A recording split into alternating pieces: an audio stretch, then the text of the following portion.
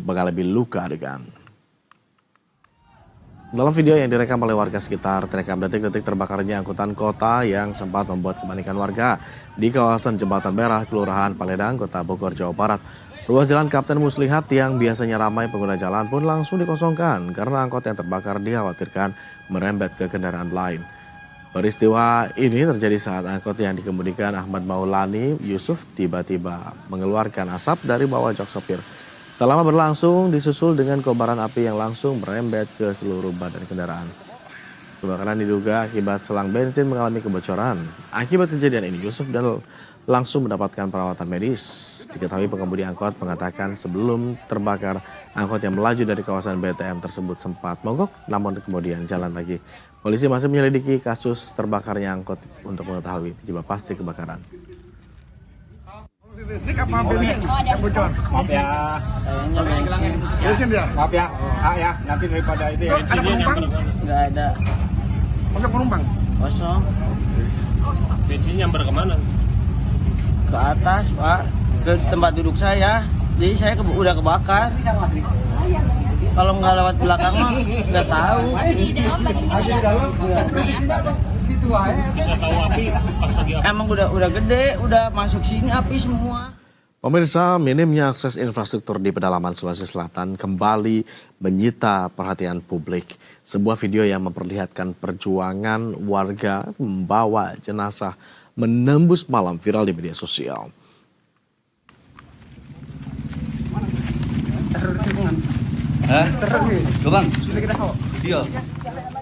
Kisah pilu dirasakan warga di Mapak, Kabupaten Tanah Toraja, Sulawesi Selatan. Warga harus menandu jenazah sejauh 9 km akibat buruknya infrastruktur.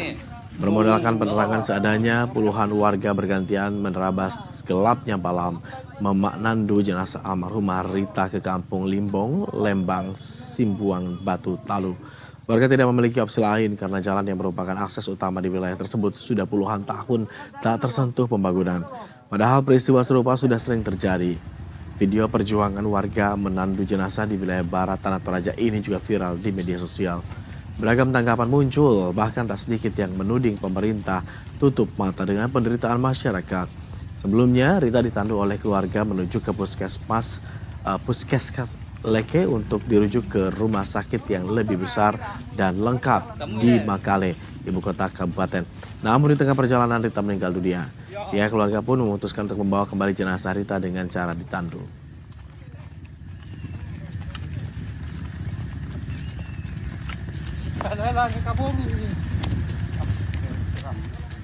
Kita ke informasi lain, pemirsa, aksi penangkapan bandar narkoba di Kabupaten Mesuji, Lampung berujung ricuh.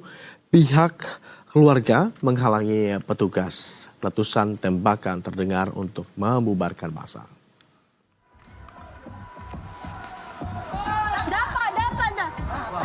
Beginilah aksi penangkapan bandar narkoba di Kabupaten Mesuji, Lampung yang berlangsung ricuh. Hal tersebut terjadi dikarenakan terdapat sejumlah massa dan pihak keluarga pelaku yang berusaha melindunginya dan menggagalkan penangkapan. Situasi semakin mencekam ketika petugas berhasil menangkap bandar narkoba berinisial RR itu yang sedang berada di dalam rumah. Saat akan hendak dibawa ke kantor polisi, pelaku berteriak meminta pertolongan ke keluarga dan massa yang berada di lokasi. Untuk menghalau warga, polisi terpaksa melepaskan belasan kali tembakan peringatan lantaran massa semakin beringas dan berusaha menyerang polisi. Dari hasil penggeledahan, petugas menemukan barang bukti berupa 1 paket narkoba jenis sabu dan alat transaksi berupa telepon genggam. Pada saat melakukan upaya paksa kita di Sungai Sidang, Kecamatan Rawajati Utara, kebetulan ada perlawanan dari warga dan keluarga dari tersangka yang kita amankan, inisialnya R. Dari warga dan keluarga tersebut menghadang jalan dengan memberikan balok, kayu-kayu balok itu, sama ada batu-batu, sama ada sedikit perlawanan, yaitu melakukan pemukulan terhadap anggota yang melakukan upaya penangkapan terhadap tersangka R. Pada saat diamankan juga dari pihak keluarga melakukan pemukulan terhadap kendaraan. Namun alhamdulillah kendaraan nggak sampai rusak, cuma dipukul-pukul aja, menghadangkan badan. Intinya tidak memberikan jalan untuk aparat kepolisian melakukan penegakan hukum untuk kembali ke kantor.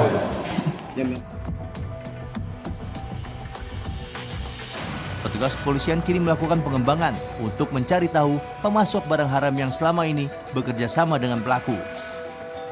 Dan untuk proses hukum lebih lanjut, saat ini RR ditahan di Polres Mesuji. Dan atas perbuatannya, pelaku dijerat pasal 114 ayat 1 tentang narkotika dengan ancaman pidana penjara seumur hidup dan maksimal 20 tahun penjara. Roy Triyono, Berita 1 Mesuji Lampung. Pemirsa, Gubernur Banten Andra Soni mempertemukan Kepala SMA N 1 Cimarga Dini Fitri dengan murid yang ketahuan merokok bernama Indra. Dalam pertemuan tersebut, keduanya saling menyampaikan permintaan maaf dan bersepakat memaafkan satu sama lain.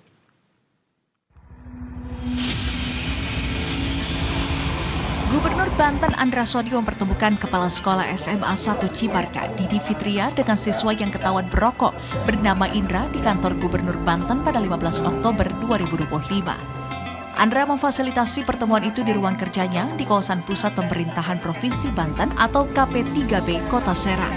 Pertemuan itu juga turut dihadiri oleh wali kelas Indra. Pertemuan digelar secara tertutup dari awak media. Usai pertemuan, Dini dan Indra saling memaafkan.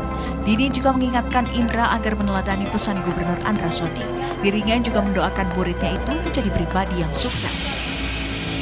Di satu sisi, guru ingin menegakkan disiplin, tapi di satu sisi guru juga berhadapan dengan hukum. Nah, ini kan harus kita jernihkan gitu kan. Nah, kuncinya sekarang adalah ya kejadian ini sebagai contoh Indra yang melakukan pelanggaran disiplin di sekolah ditegur oleh gurunya menegur dengan kata-kata yang tidak bisa diterima. Nah, ini bisa jadi permasalahan hukum, ya kan? Padahal niatnya bu guru, ya kan, adalah baik, ya kan? Indra sendiri ya setelah menyadari kesalahannya, ya, dan sudah saling memaafkan. Sebelumnya, video viral menunjukkan Kepala SMA N 1 Cimarga menampar seorang murid yang ketahuan merokok di ruang kelas. Setelah kejadian itu, pemerintah Provinsi Banten menonaktifkan Dini dari jabatannya sebagai kepala sekolah. Langkah ini telah melalui beberapa pertimbangan para pihak. Hal ini bertujuan untuk membuat situasi di SMA 1 Cimarga kembali normal dan kondusif.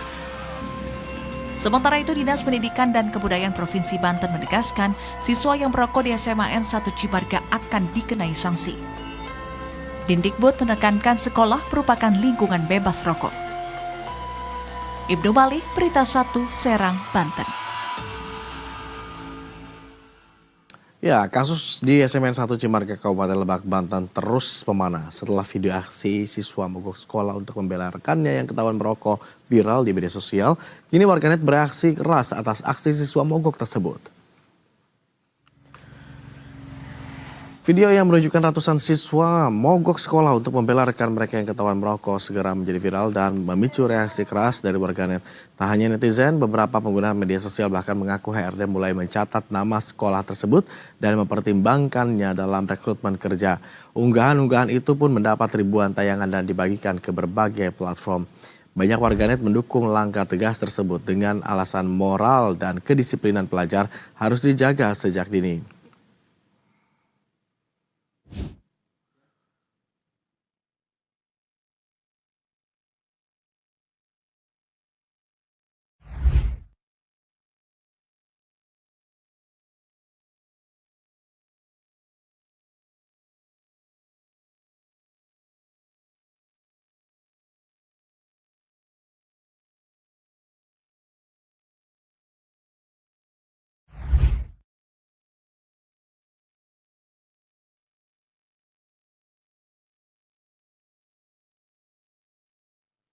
Dan pemirsa, untuk mengetahui informasi terkini dari SMA N 1 Cimarga, kita segera tanyakan kepada kontributor Berita 1, Budiman, langsung dari lokasi.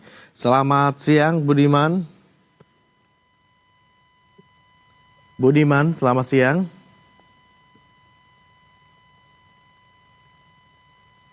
Budiman, apakah Anda mendengar suara kami dari studio?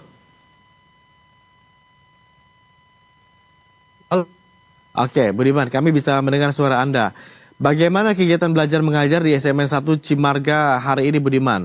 Usai kepala sekolah dan anak yang ketahuan merokok ini sempat dipertemukan begitu oleh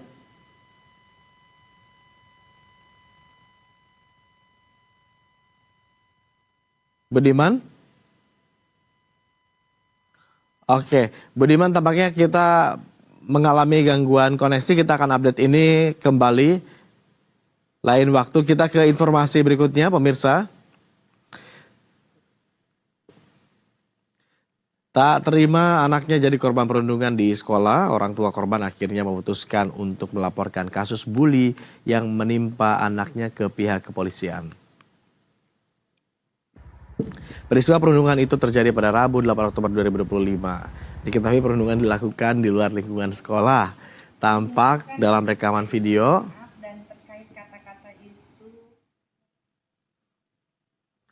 Oke, tampak dalam rekaman video ini pemirsa, terlihat 6 siswa kelas 8 dipaksa jongkok di sebuah gang sebuah jalanan dan dihujani pukulan serta dari sejumlah siswa lainnya ya, yang merupakan kakak kelas yang masih berseragam sekolah. Salah satu orang tua korban mengaku baru mengetahui kejadian yang menimpa anaknya setelah video perundungan beredar di grup percakapan orang tua siswa. Ia menuturkan anaknya mengalami kekerasan fisik. Setelah alami perundungan, putranya menunjukkan perubahan sikap yang mencolok seperti menjadi pendiam, sering marah dan lebih tertutup, hingga enggan pergi ke sekolah. Sementara itu, pihak sekolah melalui Humas SMPN 1 Tambun Selatan membenarkan adanya laporan perundungan antar siswa.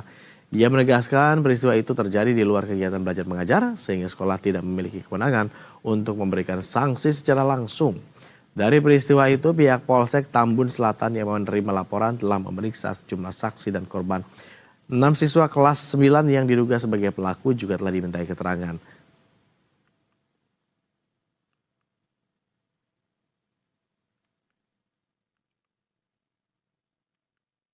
Menyampaikan kalau anak saya dibully sama kakak kelasnya, dan saya semalam klarifikasi di sekolahan sampai jam 10 malam sama si pelakunya juga. Pelaku minta maaf dan kami orang tua korban udah terima segitunya aja, mau tindak lebih lanjut gitu. Nah kalau kami sih hanya korban udah cuma melaporkan aja para orang tua. Ada orang tua pun hanya tahu dari video. Kalau dari rekaman video itu anak ibu itu dapat kekerasan bentuk apa sih Bu? Bentuk pukulan sama tendangan. Jelas banget anak saya berada di pinggir video itu. Karena itu di luar daripada KBM, kami pihak sekolah tidak mempunyai kewenangan. Arahnya daripada orang tua korban ini untuk kalau sesuatu apa yang harus dilakukan dari pihak sekolah. Tapi kami selaku Humas, saya minta tolong kalau memang hitungannya pihak korban minta untuk dimediasi daripada dengan pihak pelaku, kami meminta untuk pihak korban mengajukan permohonan karena itu di luar daripada KBM untuk dasar kami. Dan untuk membahasnya lebih lanjut, pemirsa, kita segera terhubung dengan Ibu Anissa selaku Kepala Sekolah SMPN 1 Tambun Selatan. Bu Anissa, ya. Selamat siang. Assalamualaikum warahmatullahi wabarakatuh, Bu. Kasus bully yang terjadi di SMPN 1 Tambun Selatan ini sungguh mengkhawatirkan begitu. Videonya sudah tersebar di media sosial, awalnya dari grup-grup WhatsApp begitu percakapan. Tapi Ibu sebagai kepala sekolah, apa tindakan yang sudah dilakukan, termasuk yang akan dilakukan ini apa, Bu?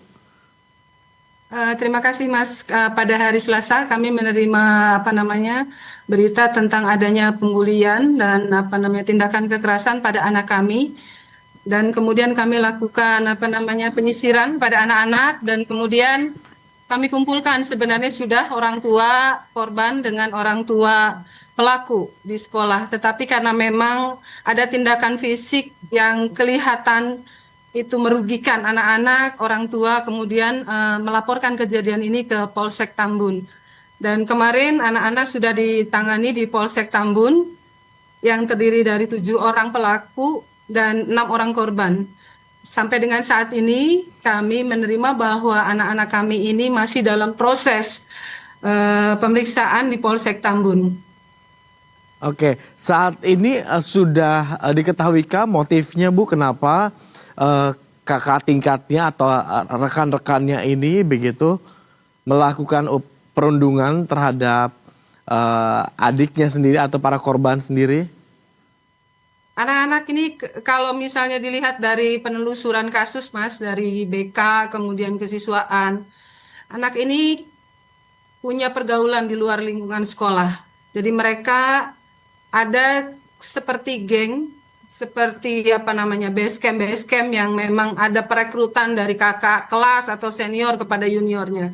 Dan ini kemudian sering melakukan pemaksaan berupa harus mengikuti kegiatan-kegiatan yang diajak oleh mereka, kemudian harus menyetorkan uang-uang tertentu kepada kakak-kakak seniornya, dan kelihatannya modus seperti itu memang pernah beberapa kali kami tangani di sekolah, dan selama ini baru sampai kepada kasus-kasus internal di sekolah dan sudah kami tangani. Adapun kasus yang ini merupakan kasus anak binaan kami juga memang di kelas 9, yang baru terdetek kemarin videonya, dan memang ini ada bukti fisik ya dari segi video ini memberatkan anak-anak sekali nih. Untuk kasus Bu yang Anissa, terjadi. kami coba konfirmasi. Jadi ini korban dan para pelaku sebetulnya saling mengenal begitu. Korban ini seakan-akan sedang dalam proses kaderisasi untuk masuk ke klub tersebut, ke dalam geng tersebut begitu. Betul Pak, jadi anak-anak ini seperti direkrut masuk ke dalam satu geng. Jadi anak-anak ini ada yang merasa terpaksa karena takut. Jadi kami sedang menyelidiki lagi dan kemudian melakukan mitigasi. Karena memang anak-anak ini tertutup sekali untuk bisa mendapatkan atau memberikan informasi-informasi yang terkait dengan bully atau perundungan di luar sekolah. Kalau di dalam sekolah mungkin kami bisa lebih intens mengawasi, kemudian mendidik anak-anak dengan kegiatan-kegiatan positif untuk pembinaan karakter. Tapi karena ini memang kejadiannya di luar sekolah, kami sangat berharap ini ada juga partisipasi orang tua untuk mengawasi anak-anak setelah jam KBM berlangsung. Jadi dipantau ketika jam KBM usai begitu, anak-anak kemudian dimonitor orang tua begitu untuk segera pulang begitu ya, Bu. Tapi begini Bu, konsep kami ingin coba konfirmasi.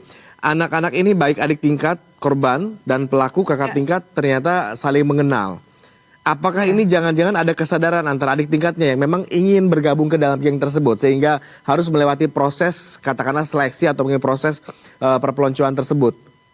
Ada indikasi, ada pemaksaan dari pihak yang lebih senior kepada anak-anak yang lebih juniornya. Karena ini kan semua pelaku adalah kelas 9 dan semua korban adalah kelas 8. Jadi kelihatan seperti ada struktur yang dibangun oleh kelompok ini untuk bisa merekrut anak-anak baru yang bisa mensuplai kegiatan-kegiatan mereka, Mas, di luaran. Anak-anak kelas 9 ini untuk di dalam lingkungan sekolah sendiri sudah mendapat pembinaan yang cukup, terutama yang terkait dengan 7 pelaku ini.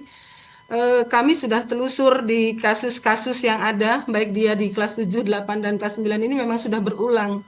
Jadi para pelaku ini memang ada catatan tersendiri sebelumnya begitu ya? Dari sekolah kami sudah mengumpulkan kasus-kasus yang mengkaitkan peserta didik kami yang terindikasi sebagai pelaku kekerasan itu adalah anak-anak yang merupakan anak-anak binaan kami di sekolah, Mas. Bu Anissa. Kejadian ini berlangsung di luar jam sekolah setelah proses atau kegiatan belajar mengajar berlangsung. Tetapi ini kemudian membuat korban akhirnya enggan untuk berangkat kembali ke sekolah. Sebagian ada yang trauma begitu.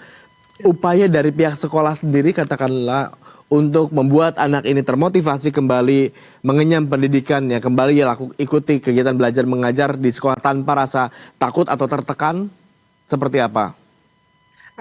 Kami sebagai kepala sekolah dan dewan guru mencoba merangkul, terutama ada wali kelas dan guru wali ya, Mas, di sekolah. Mereka mencoba merangkul, bahkan tadi pagi juga kami masih bertemu setelah mereka kemarin melakukan visum di Rumah Sakit Umum Daerah. Itu tadi pagi kami ketemu lagi di sekolah dan kemudian kami minta lagi keterangan, memberi penguatan pada anak-anak. Dari 6 korban tadi masuk 5 orang, yang 1 dalam kondisi yang memang tidak terlalu fit sehingga tidak sekolah. Kemudian kita motivasi, kita beri penguatan dan kemudian kita beri cara-cara karena memang anak-anak ini sekarang ini sedang merasa tidak nyaman, baik itu ke sekolah. Tapi kami yakinkan bahwa kami akan mencoba membantu mendampingi anak-anak untuk terus bisa tetap bersekolah dan Baik. melaksanakan pendidikan di SMP Negeri 1 Tambun Selatan. Kami sudah dampingi tadi dengan pihak tim TPPKS namanya di sekolah, ada wali kelas, ada guru wali, dan ada dari kesiswaan yang mendampingi anak-anak ini. Baik, proses hukum juga tampaknya sedang berlangsung saat ini begitu ya, karena orang tua korban kami dengar juga melapor kepada pihak kepolisian. Tetapi dari pihak sekolah sendiri, adakah sanksi atau tindakan tegas yang akan diberikan dari pihak sekolah begitu untuk para pelaku bullying? Termasuk ini juga akan menjadi semacam warn untuk atau mungkin potensi-potensi kejadian serupa terjadi ke depannya? Insya Allah dari sekolah, Mas, kita sudah punya peraturan tata tertib untuk anak-anak, di mana anak-anak yang melakukan pelanggaran-pelanggaran ada punishment atau hukuman-hukuman tertentu secara bertahap yang kami sosialisasikan sudah kepada orang tua pada saat mereka masuk di SMP Negeri 1 Tambun Selatan. Jadi kalau upaya preventif, kemudian upaya mitigasi sudah kami laksanakan. Dan SMP Negeri 1 Tambun Selatan ini mencoba terus-menerus memperbaiki diri, dan dari setiap kegiatan kami ambil hikmah untuk terus berbenah diri melakukan pembinaan yang lebih baik kepada anak-anak. Oke, apalagi keberadaan geng atau mungkin juga upaya perpeloncoan tersebut sudah teridentifikasi begitu ya. Apakah kedepannya akan ada upaya untuk membubarkannya? Kami sekali lagi ini adalah di luar kewenangan kami, Mas. Kalau di dalam lingkungan sekolah mungkin kepala sekolah, guru memiliki kewenangan untuk melakukan pembinaan, untuk mendeteksi anak-anak, untuk memitigasi anak-anak. Tetapi kalau untuk di lingkungan luar sekolah, kami pernah sampaikan kepada Bapak Kapolres Bekasi bahwa kami memiliki kekurangan wewenang untuk bisa menanggapi anak-anak yang bermasalah di luar. Dibutuhkan sinergi antara orang tua, masyarakat untuk melihat dan segera melaporkan, sehingga kita bisa mengambil tindakan-tindakan yang lebih manusiawi untuk anak-anak. Karena biar bagaimanapun anak-anak ini juga adalah anak-anak harapan bangsa yang waktu yang akan datang. Baik, Bu Anissa, terima kasih sudah bergabung bersama kami mengupdate informasi ini. Kami turut prihatin dan kami juga titipkan begitu ya, agar pembinaan siswa setidaknya pada saat di lingkup sekolah ini bisa berjalan dengan baik, agar hal-hal seperti ini kemudian tidak kita dengar di masa mendatang. Selamat kembali beraktivitas, Bu Anissa. Assalamualaikum warahmatullahi wabarakatuh. Mudah-mudahan kasusnya anak-anak bisa selesai dengan baik semuanya, untuk semuanya. Amin. Terima kasih, Bu Anissa. Pemirsa, usai diduga mengedarkan narkoba dalam rutan, artis Ahmad Zoni dipindahkan ke Nusa Kambangan. Informasinya akan kami hadirkan usai jeda. Tetaplah bersama kami di Berita Satu Siang.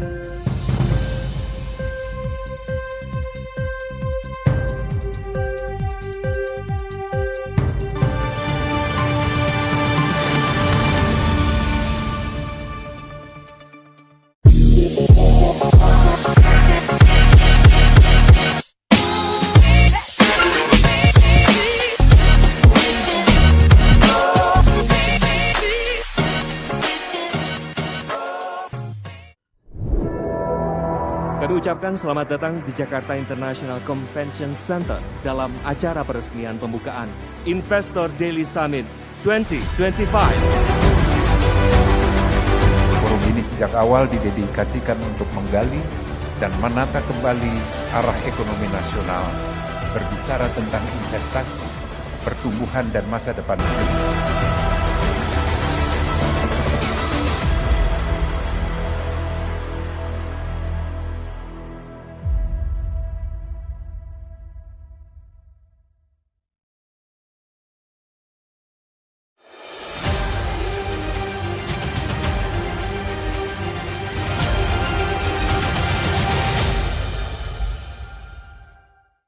Assalamualaikum warahmatullahi wabarakatuh. Saya mengucapkan selamat ulang tahun yang ketiga kepada seluruh keluarga besar BTV. Semoga BTV semakin maju dan jangan pernah berhenti berinovasi, sehingga BTV dapat menjadi media rujukan bagi masyarakat yang mampu memberikan kontribusi positif bagi kemajuan bangsa. Dirgahayu BTV, teruslah berkarya, menghadirkan tayangan yang berkualitas, inspiratif, dan menjadi kebanggaan pemirsa di seluruh Indonesia. Terima kasih. Wassalamualaikum warahmatullahi wabarakatuh.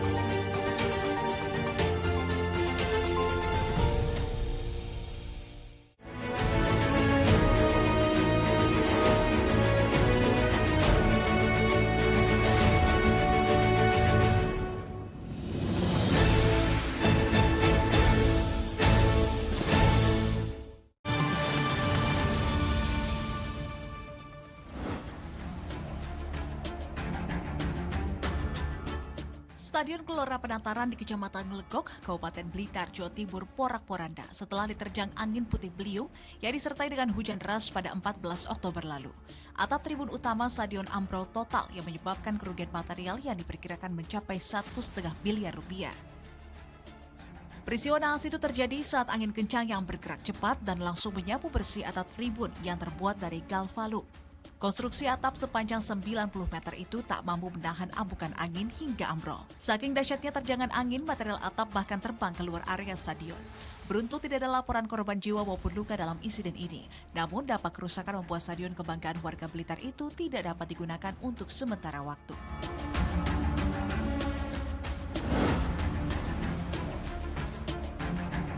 Kecelakaan melibatkan